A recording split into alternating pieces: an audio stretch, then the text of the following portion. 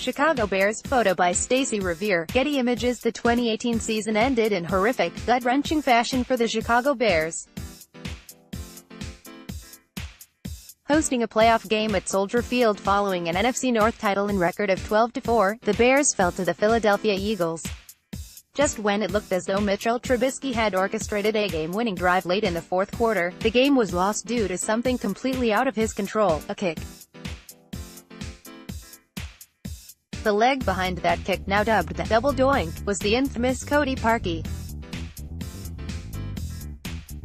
Following the game, most fans wanted Parkey gone, and when I say most, I mean I didn't see or hear a single opinion otherwise, from any Bears fan, anywhere. That was Parkey's 11th missed kick of the season, counting extra points in the playoffs. While video footage showed the kick was touched by the slightest stretch of a finger from defensive lineman Trayvon Hester, the damage was already done. Parkey had to go, period. Good things come to those who wait 6 weeks. A fresh start is welcomed by both parties, and the Pro Bowler will likely find work quickly.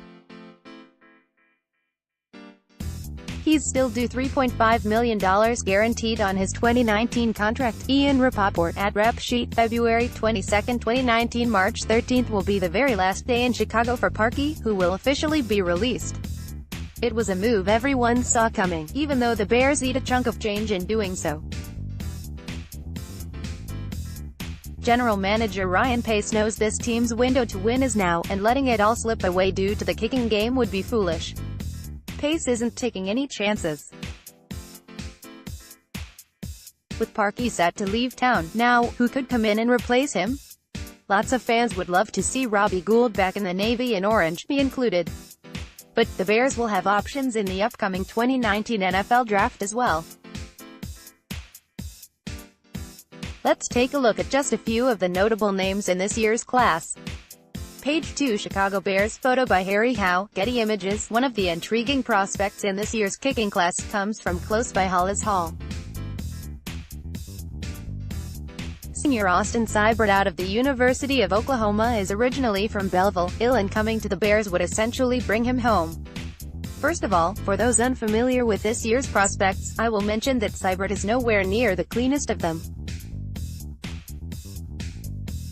He hasn't been perfect, but he has the potential to be a serviceable kicker in the NFL. An interesting part of his story has to be the fact that on top of being the kicker for the Sooners over the last 4 years, Seibert has also been the team's punter.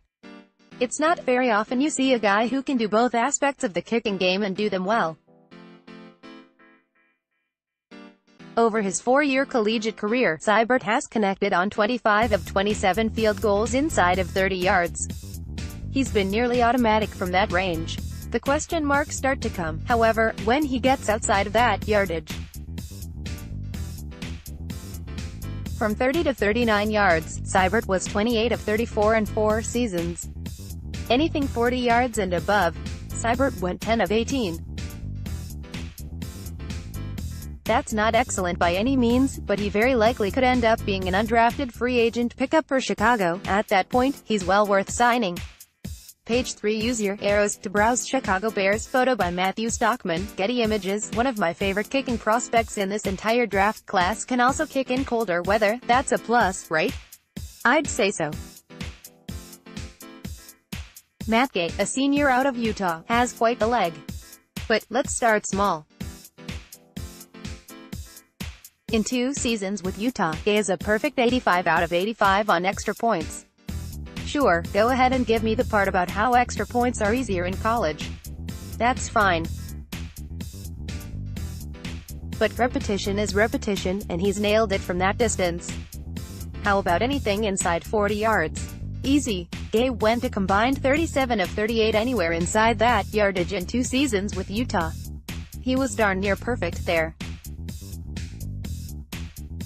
From 40 yards on out, he looked like a collegiate kicker, one of the best, though. Gay went 11 for 17 on field goals ranging from 40 to 49 yards, not too shabby. This is what should get you excited, if you're a Bears fan. On field goals over 50 yards, Gay connected on 8 of 11. It includes long tries of both 55 and 56 yards, made in separate seasons. Out of all the kickers I highlight here, Gay has connected on the longest field goal. That kind of leg and accuracy is highly coveted in Chicago right about now. Use your arrows to browse.